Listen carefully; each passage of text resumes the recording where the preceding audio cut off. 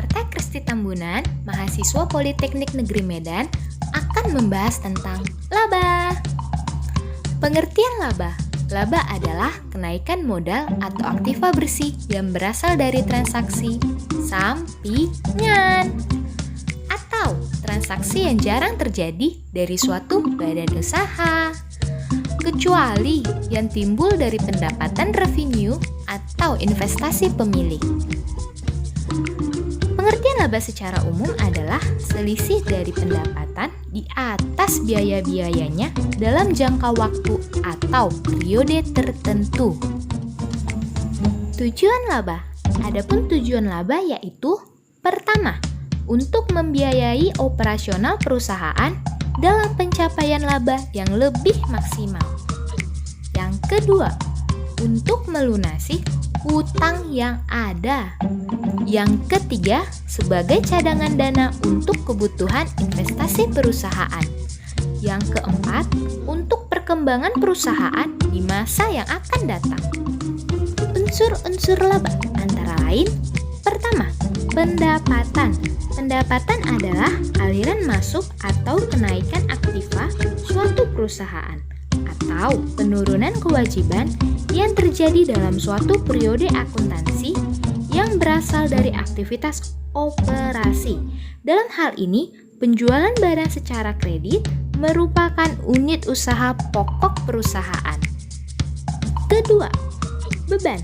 Beban atau pengeluaran atau biaya yang telah terpakai dan tidak dapat memberikan manfaat lagi di masa yang akan datang, dilaporkan dalam laporan laba rugi.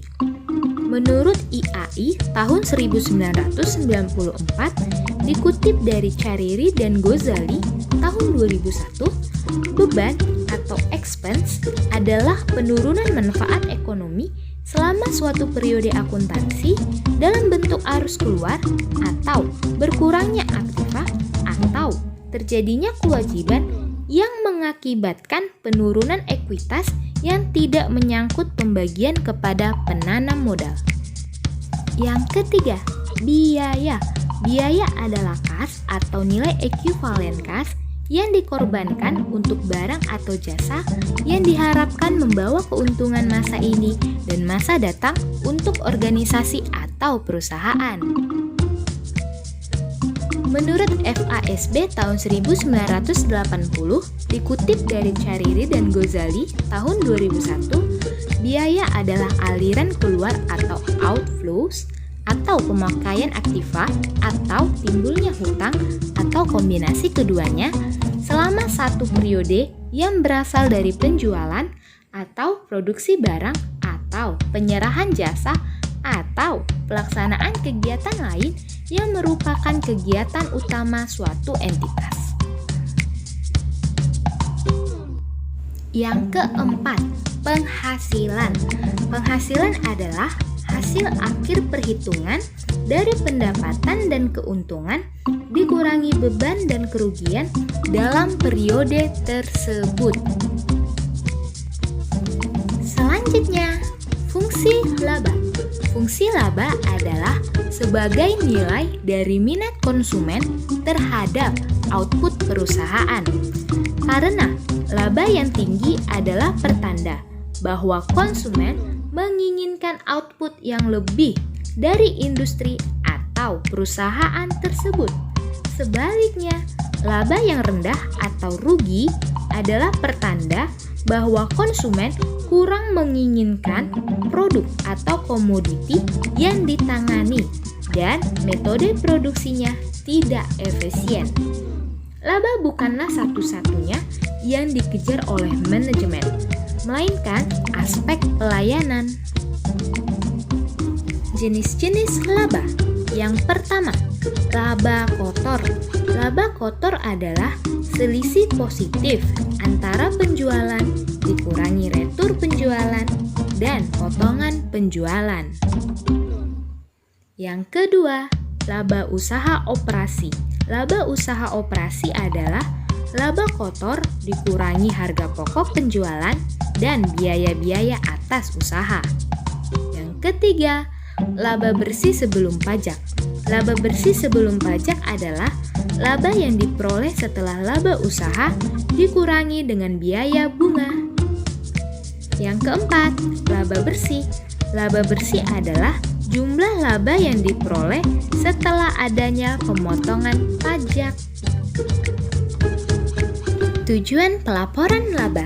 Berdasarkan pengertian dan cara pengukuran, laba akuntansi diharapkan dapat digunakan sebagai pengukur efisiensi, penentuan tarif jasa publik, dasar penentuan pajak, sarana alokasi sumber ekonomi, pengukur kinerja entitas dan manajemen, serta optimalisasi kontrak utang piutang, basis kompensasi, motivator, dan dasar pembagian dividen. Selanjutnya, menentukan laba. Langkah pertama untuk mencari laba bersih adalah mencari laba kotor. Pada dasarnya, laba kotor adalah selisih dari hasil penjualan dengan biaya yang dikeluarkan untuk menghasilkan atau mendapatkan produk barang atau jasa. Rumus laba kotor sama dengan penjualan bersih dikurang HPP. Keterangannya, penjualan bersih. Penjualan bersih bisa dikatakan sebagai pendapatan perusahaan hasil dari penjualan setelah dikurangi oleh semua biaya yang dikeluarkan dalam transaksi penjualan. Seperti ketika dilakukan penjualan, perusahaan memberikan diskon, ada biaya angkut dari gudang ke tempat pembeli, dan adanya barang yang diretur oleh pembeli karena barang tidak sesuai dengan spesifikasi atau cacat. Jadi, rumus untuk mencari penjualan bersih adalah penjualan dikurangi potongan penjualan kurang retur penjualan. HPP, harga pokok penjualan atau COGS, Cost of Goods Sold, adalah semua biaya yang berkaitan dengan barang produksi atau barang yang dijual. Pada perusahaan dagang, HPP atau biaya yang berkaitan dengan barang dagang meliputi biaya pembelian barang dagang, termasuk persediaan barang dagang yang dibeli pada periode sebelumnya. Jadi, rumus untuk mencari HPP adalah persediaan awal kurang pembelian bersih kurang persediaan akhir. Namun, untuk HPP pada perusahaan industri manufaktur akan berbeda. Pada industri manufaktur, barang dagang dibuat atau diproduksi sendiri. Dalam memproduksi, terdapat biaya bahan baku, biaya tenaga kerja, dan biaya overhead. Rumusnya HPP pada industri manufaktur adalah biaya bahan baku ditambah biaya tenaga kerja langsung ditambah biaya overhead.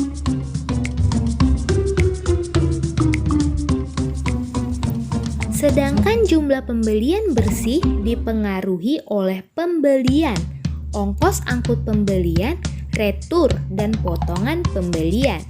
Jadi, rumus pembelian bersih adalah pembelian tambah ongkos angkut dikurang retur pembelian dikurang potongan pembelian. Langkah kedua, menghitung laba bersih.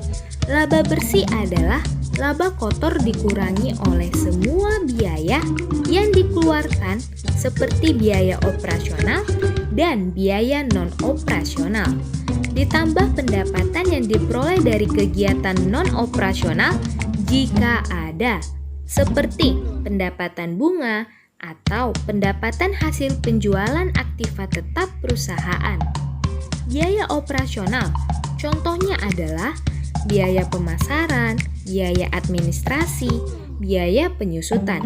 Sedangkan biaya non-operasional contohnya adalah biaya bunga dan pajak. Berikut adalah rumus untuk mencari laba bersih.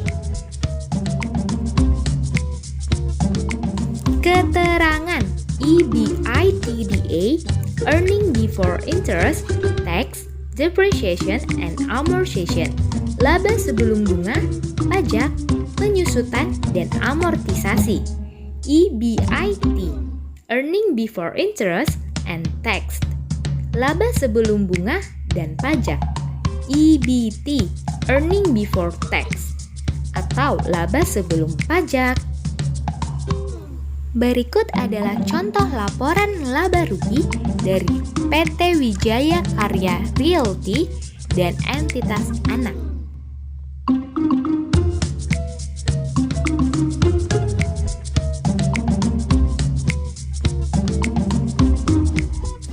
Terima kasih karena sudah menonton video pembelajaran tentang